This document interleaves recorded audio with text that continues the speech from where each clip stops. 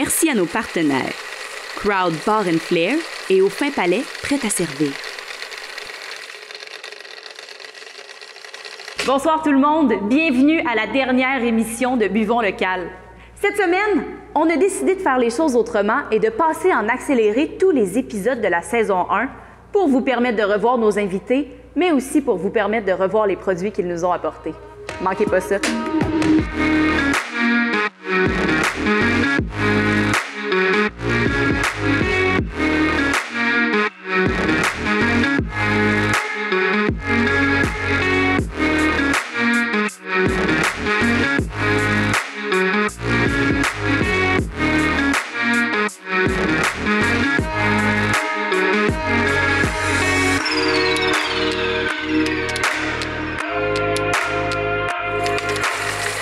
Après, l'année passée, on a sorti un petit projet le fun qui s'appelle Nébu. Puis le concept, c'est vraiment simple. C'est un chien qui a brassé une bière pour son maître, qui était bien bienveillant. Ouais, c'est ça. Fait que tout le marketing, c'est centré sur ça. Fait que si tu appelles le numéro de Nébu, ben, c'est un chien qui jappe pour 30 secondes. Puis tu laisses un message.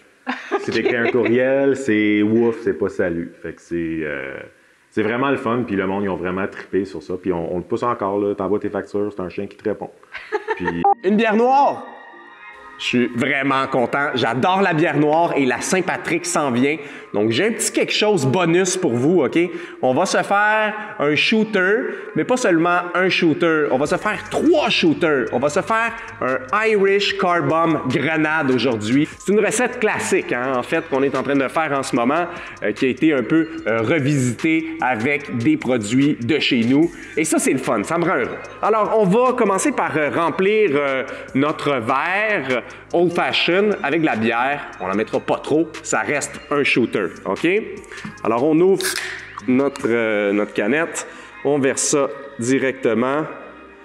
Quoi? 3 onces? Ouais, 3 onces, ça a de l'allure. On a nos petits shooters ici, on va les remplir respectivement avec le whisky single malt de la maison Sivo. Hop là. Pas besoin de le mettre jusqu'en haut, là. Il y en a déjà assez dans cette recette-là. Et le deuxième, la crème Coureur des Bois, la même chose. Voilà. Alors, le concept est simple, hein? Je t'ai dit que ça s'appelait une grenade. Alors, ça se boit comme une grenade. On vient déposer nos petits shooters ici. Et ça, c'est important. Vous pouvez le tester avant. Je l'ai testé. Les 2 petits shooters rentrent bien dans notre verre. Et regardez ça, comment c'est joli. Ça a l'air sportif en plus. Hein? Tu te dis que si tu bois tout ça, ça se peut que tu dises des choses que tu n'avais pas prévu de dire. Ben c'est vrai. Alors, je vous montre comment ça fonctionne. La goupille, c'est le shooter de whisky. On prend le shooter de whisky. Lorsqu'on va le prendre, la crème va tomber dans la bière noire. On boit le shooter de whisky et ensuite, on peut boire les 2 en même temps, comme ça, comme un Irish Car Bomb classique. Alors, mes chers amis, je vous présente la grenade québécoise. Saviez-vous que le tout premier spiritueux sans alcool a vu le jour en 2015? Ce produit nommé Seed Leap a eu l'effet d'une bombe à travers les bars. En Angleterre seulement, la vente des spiritueux sans alcool a bondi de 170 % au cours des 2 dernières années. Puis les ingrédients qu'on y retrouve, justement, vous en avez énuméré quelques-uns, mais plus particulièrement, c'est quoi les saveurs, la pastille qu'on vient chercher avec... Je trouve que on se rapproche d'un dry gin vraiment avec le côté agrume, on voulait qu'il soit présent. Puis on le voit là, justement, qu'il y a les citrons, le yuzu qui sont présents. Puis oui, avec des différents aromates, justement, un peu de cannelle, un peu de trucs comme ça, des clous de girofle, pour aller chercher une complexité en arrière de tout. Puis on va, justement, le prochain, comme je disais, pétale de rose concombre qui s'en vient, lui, en février.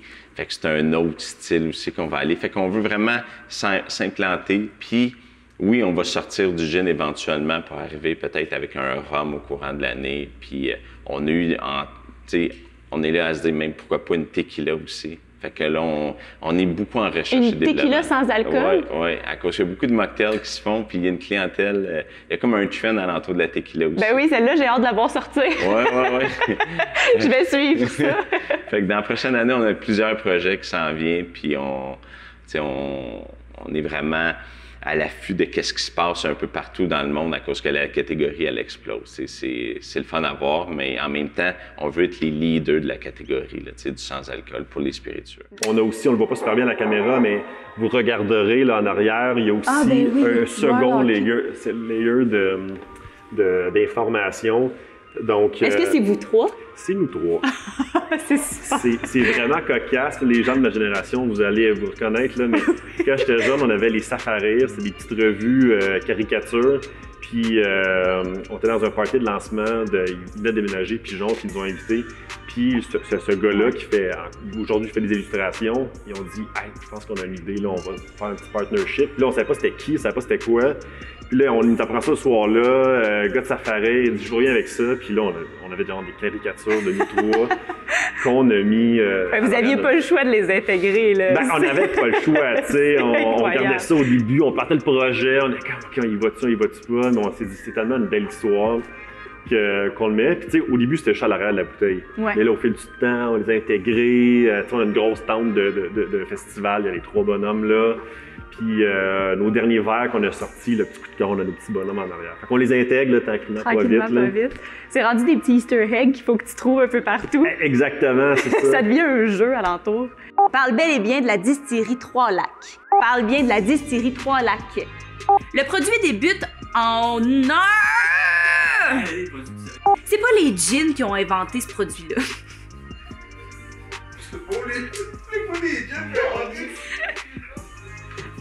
On est 6 enfants au total.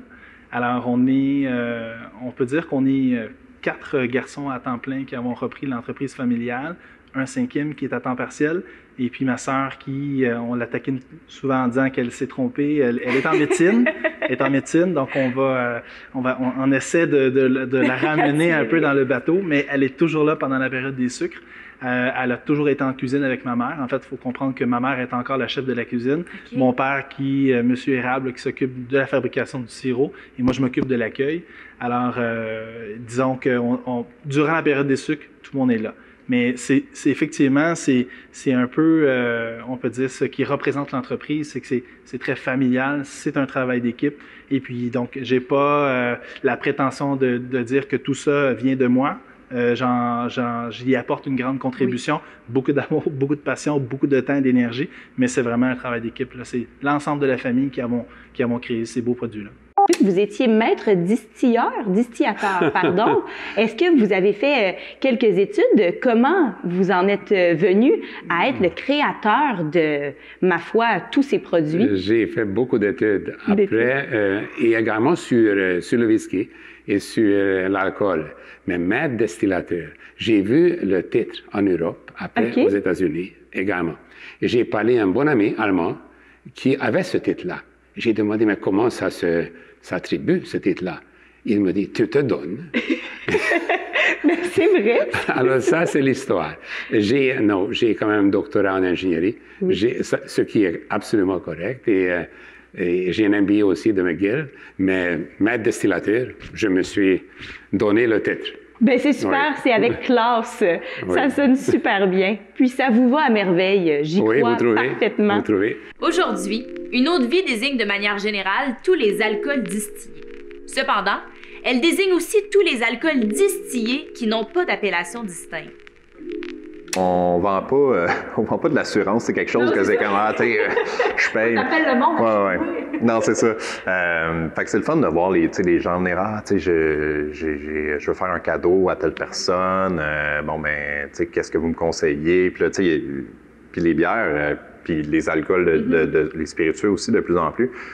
Il y a tellement de saveurs possibles, tu sais. Moi, je fais pas ce métier-là pour l'alcool, pour ce que l'effet d'ivresse, vraiment pas. C'est vraiment la possibilité des saveurs qui est quasiment infinie, là. C'est vraiment... Ici, c'est vraiment le sucre du miel qui va se fermenter et qui va donner une boisson qui est plus sucrée, moins amère que le vin rouge, par exemple, qu'on va trouver, mais qui a des propriétés qui sont très intéressantes. Par exemple, la conservation est plus longue. Il n'y a pas de date d'expiration pour de l'hydromel. OK. Et même les propriétés, comme pour la santé, sont meilleures. Et bien que on soit plus habitué, par exemple, à la popularité du vin en tant que tel, comme avant le Moyen Âge, vraiment, l'hydromel, c'était la boisson que tout le monde buvait. On a les Gaulois, les Vikings, les Romains. Et donc, ouais, c'est une boisson mythique, en fait, même. Il serait aussi question d'une vieille tradition germanique où les couples qui venaient tout juste de se marier devaient consommer que de l'hydromel suivant les 30 jours de leur mariage. Fait que donc, en 2015, c'est là qu'on a décidé de faire du vin. Tu sais, je disais à Sylvain, la qualité des raisins chez nous était vraiment grande. On avait toujours des listes d'attente pour la vente des raisins de plein d'autres vignobles du Québec. Donc, ils nous ont beaucoup découragés parce qu'ils voulaient avoir notre raisin, pas le vin. Donc, nous, on avait vraiment le goût de faire du vin. Moi, j'adore le vin. J'ai travaillé en France beaucoup, donc je connais quand même ça quand même bien. Puis là, on a dit, on va s'essayer, on va en faire. Fait qu'en 2015, on a sorti notre première production et c'est là que le vignoble de Pomone est né. On est très inspiré comme par l'Europe dans ce qui se fait en tant que vin. Et là, Pomone, c'est ça. Pomone nous a inspirés en allant au château de Versailles. Elle était là. Sylvain est tombé en amour avec. Fait que là, on a dit, c'est qui elle? Qu'est-ce qu'elle fait dans la vie? Oui, c'est qui Pomone? C'est ça. Fait que c'est la divinité des fruits à l'ère de romaine antique. Et puis, c'est elle qui était la gardienne des jardins, des vignobles. Elle prenait un grand soin de toutes ces plantations-là. Mais ce qui m'intéressait, moi, étant une femme d'affaires et puis étant peu dans mon milieu professionnel en informatique, donc je me disais, si on peut aussi parler des femmes dans notre histoire pour promouvoir les femmes entrepreneurs, bien, Pomone est inspirante aussi du côté de sa vie personnelle. Donc, c'est une très belle femme. Les hommes, elle attirait énormément les hommes. Jusqu'à un beau jour, je vous raconte une histoire comme ça, il y a un homme, il était tellement en amour avec elle qu'il s'est transformé en vieille dame pour pouvoir l'approcher. Et puis, il l'a fréquenté comme ça à un bout, puis à un moment donné, il a dit, écoute, je ne suis pas une vieille dame, je suis Vertume et j'aimerais t'épouser. Et elle a eu des amants comme ça, des maris comme ça au fur et à mesure du temps. Saviez-vous que dans la mythologie grecque, le vin était associé à Dionysos, le dieu du vin, de la vigne et de l'ivresse? Aussi, Dionysos incitait ses fidèles à boire du vin pour dépasser la mort. Ce breuvage était supposé aider à conquérir l'immortalité. Mes chers amis, je vous présente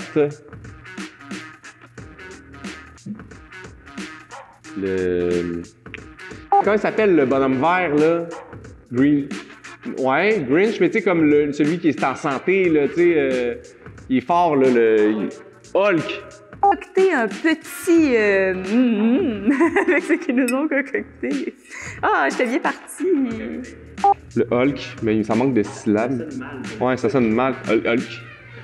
Je vous présente vert dans un jardin. Chlorophylle, c'est bon, chlorophylle? Chlorophylle où ça fait genre trop chlore et fil. On goûte un spiritueux brun. Oui. Moi, je suis de l'école de pensée saturation olfactive. Là. On est de moins en moins qui aiment ça, là, mais mets ton nez dedans, respire fort. Okay? Tu vas saturer. Ça se veut un peu désagréable, les yeux picotent un petit peu. La seconde fois, tu mets ton nez dedans, mais fais juste ouvrir ta bouche et coller ta langue sur le dessus de ton palais. En respirant, ça va filtrer, puis tu vas goûter le produit sans même l'avoir mis dans ta bouche. Ce qui fait que lorsque tu vas prendre ta gorgée, la première victime va être le coup d'éthanol, le coup d'alcool va être amoindri, puis les arômes vont coller sur le palais. Donc, santé. Santé! Tiens.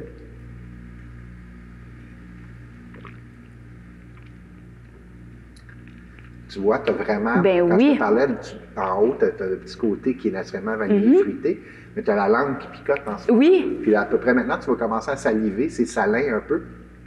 Ça, c'est vraiment, entre autres, le poivre des dunes, l'amérique baumier qui vont donner des notes beaucoup plus forestières.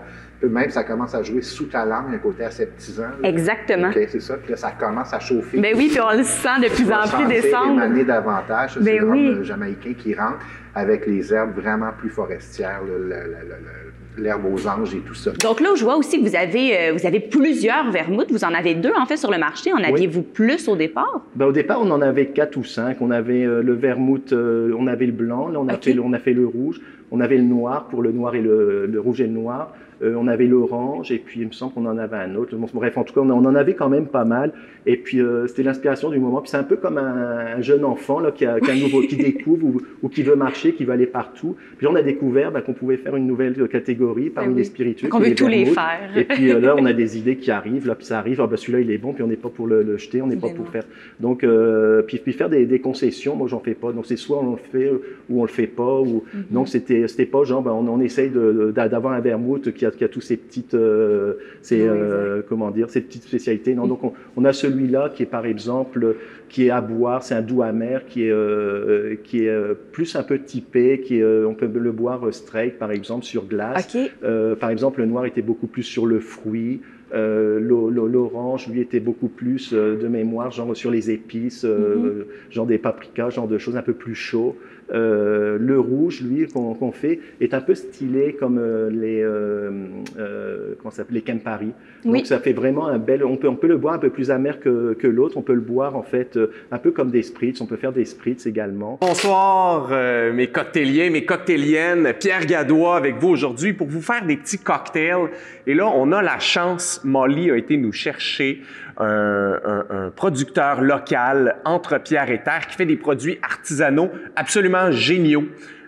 Aujourd'hui, on a la chance d'avoir un brandy. Brandy à base d'eau de vie de pommes épicée et un vermouth rouge. Ce sont des produits signature qu'on ne retrouve pas très longtemps à la SAQ. Donc, si jamais vous voyez des produits entre Pierre et Terre, mettez la main dessus. C'est des produits de collection. Alors, on se fait un petit cocktail aujourd'hui, Spirit Forward. Terminé le mois de février sans alcool, on se fait un cocktail gourmand. Alors, ça va comme suit. Vous connaissez la routine. On commence par remplir notre verre de glaçons.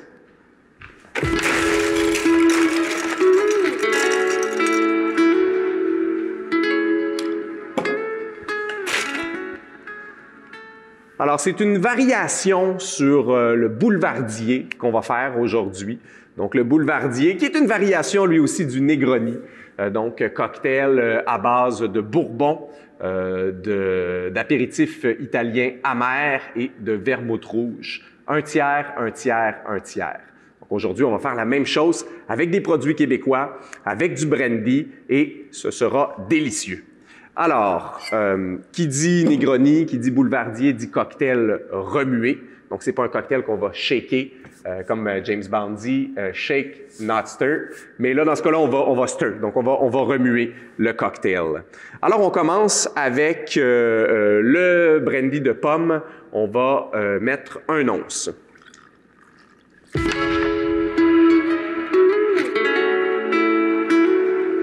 Voilà. Vermouth rouge. Donc, vermouth rouge, on se demande un peu d'où ça vient. C'est quoi ça? Alors, c'est du vin qui est cuit avec des épices et qui peut être sucré parfois. Donc, ça va apporter un côté vinification à notre cocktail, ça va apporter une richesse au niveau des épices et ça va faire descendre un petit peu le taux d'alcool parce que là, on était sur combien de pourcents ça? Ça doit être assez fort, hein? 42% d'alcool et le vermouth rouge est seulement 15%. Donc, plus fort que du vin, moins fort qu'un spiritueux. Alors, même chose, on en met 1 once.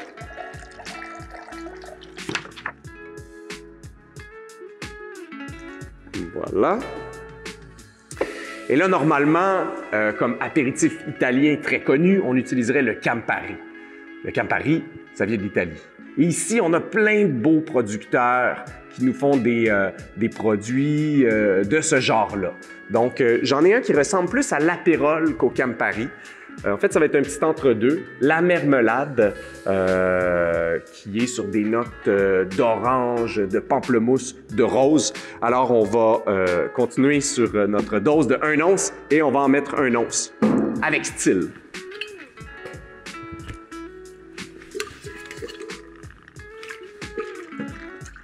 Et voilà.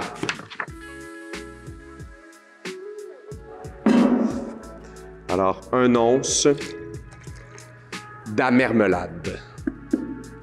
Alors là, on met des glaçons. Comme ça. Et on va remuer avec notre cuillère. Alors, c'est quoi la différence entre le shake et le remuer. En fait, c'est la dissolution. Donc, quand on va remuer un cocktail comme ça, on va refroidir notre liquide, mais on va avoir moins de dissolution que quand on shake. C'est logique. Et deuxième chose, la texture. Donc, quand on shake, on va incorporer de l'oxygène dans notre cocktail. Ça va donner une couleur trouble très souvent au cocktail, alors que là, ça reste très, très clair. On se débarrasse de la glace. On en remet de la nouvelle. Et là, on va venir tamiser notre beau mélange dans notre verre de type Old Fashion.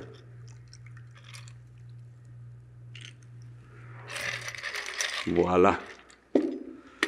Alors, voyez, on a une belle couleur orangée. C'est pas un cocktail qui est trouble, c'est un cocktail qui est translucide. Et pour le décorer, on va mettre un petit zeste d'orange. Alors, on prend notre orange comme ça. On va partir d'un bout à l'autre. On va venir avec un économe, se faire un beau zeste. Et ça, c'est très aromatique, hein? Ça va apporter vraiment beaucoup à notre cocktail. Alors, le zeste est fait. On va venir l'exprimer sur le dessus de notre cocktail. Exprimer qui veut dire faire sortir les huiles de l'écorce d'orange. On peut le frotter un peu sur le rebord du verre également. Et là, mes chers amis, je vous présente le boulevard Pierre et Terre. Cheers! Alors, le deuxième cocktail qu'on va faire aujourd'hui à base d'hydromel, c'est un cocktail super simple à faire à la maison. Il y a une petite touche spectaculaire. Bien sûr, vous commencez à me connaître. On va fumer le cocktail. Donc, c'est une variation sur un bourbon lemonade, très simple, citron, sucre, eau pétillante et bourbon, généralement. Aujourd'hui, on va le faire à base d'hydromel, la cuvée Prestige. Donc, c'est parti. On commence par remplir notre verre avec de la glace.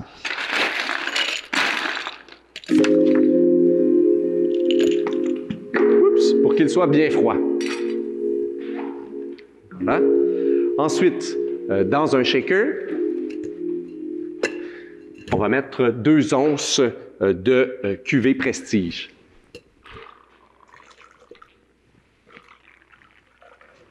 Voilà. Ensuite, on poursuit avec le jus de citron. 3/4 d'once de jus de citron fraîchement pressé. Sirop simple. 1 part d'eau pour 1 part de sucre. On porte à ébullition. Ensuite, on laisse refroidir. On va mettre un demi-once. Donc, si on faisait un cocktail à base de spiritueux neutres, de bourbon, de whisky, on mettrait des parts égales de sirop et de jus de lime. Comme c'est un produit qui est déjà préalablement sucré, on va mettre un petit peu moins de sirop simple. Donc, c'est très simple. Tous nos ingrédients sont dans le shaker. On va agiter tout ça.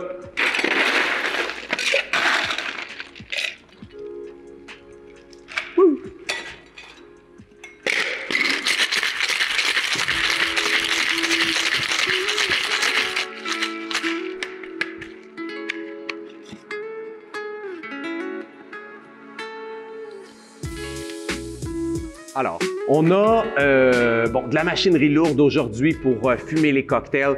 On a la machine à fumer avec la cloche qui est utilisée dans plusieurs grands hôtels. Mais je vais vous montrer une technique aujourd'hui qu'on peut reproduire à la maison avec pratiquement rien. Donc, on va se débarrasser de notre glace. Voilà, comme ça. Ça va nous prendre un bâton de cannelle. Donc, à l'aide d'un briquet, on va venir chauffer une extrémité de notre bâton de cannelle, comme ça. Ça peut être un peu long. Si on a une petite torche, ça peut être plus rapide. Alors, une fois qu'on obtient là, notre première flamme, voilà, ça va faire de la boucane. Et ce qu'on va faire, c'est qu'on va venir tout simplement appuyer notre verre sur le comptoir comme ça. Et la fumée de la cannelle va se disperser partout dans le verre. Donc, pendant ce temps-là, on peut préparer notre recette et une fois qu'on a terminé, on peut venir verser directement dans notre verre qui est bien parfumé. Mais là, aujourd'hui, on a la machinerie lourde. Alors, on va le faire. Je vais prendre le contenu de mon shaker. On va mettre de la glace dans notre verre, bien sûr. On va tamiser le contenu de notre shaker directement dans le verre. Voilà. Un petit peu d'eau pétillante. Je choisis une eau pétillante québécoise, une source d'ici. On met ça dans notre verre. On parle d'à peu près 2 onces d'eau pétillante. Voilà. On va mettre notre cocktail dans notre petit fumoir.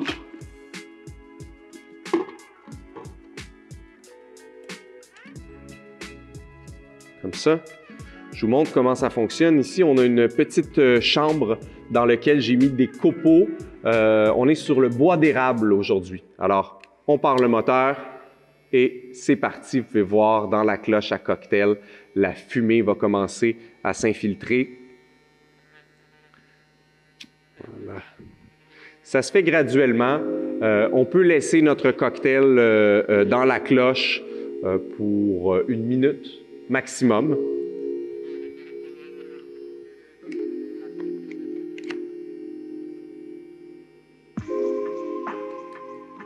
Alors, une fois que le cocktail est terminé, on peut venir ouvrir la petite porte avant ici et regarder. Wow, on voit bien la fumée. A fait son apparition dans les bars et a couru des marathons. Concentré, c'est très... Tu m'as donné l'espoir que je l'avais, t'as fait... Alors, mes chers amis, je vous présente le Civo. Vertu médicinale. Oh, je vais avoir de la misère, ça. On m'a dit médicamentale. Oui, ça a une grandiose incroyable. C'est super grandiose, ce cheval, en fait. Vertu médicinale. Mais ensuite, notre segment avec Pierre Mixon. Je dis n'importe quoi. Non, mais ça, excusez-moi, je suis désolé. Fritz également, avec sans aucun problème. On peut le boire aussi sur glace. Décidément, je pensais l'avoir avec.